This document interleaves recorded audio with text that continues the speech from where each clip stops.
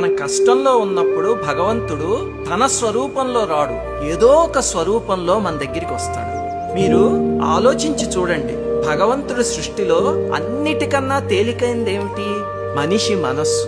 కానీ మనం అనవసరమైన చిన్న చిన్న విషయాలకి బాధపడి ఆ మనస్సుని కన్నీటితో నింపుకుని చాలా భారంగా ఈడ్చుకుని వెళ్తూ ఉంటాం. ఇన్ని కష్టాల్ని అనుభవిస్తూ కూడా ఆనందంగా ఉండాలంటే ఎలాగా?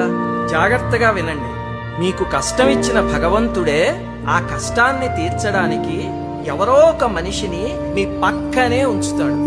అది గ్రహించగలిగితే మన జీవితం వెంటనే ఆనందంలో తేలిపోతుంది.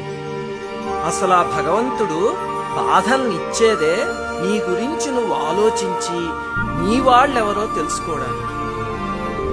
నువ్వు గతంలోకెళ్ళి నీ ప్రారంభాన్ని మార్చుకోలేవు, కానీ నువ్వున్న చోటు నుండి కొత్తగా ప్రారంభించి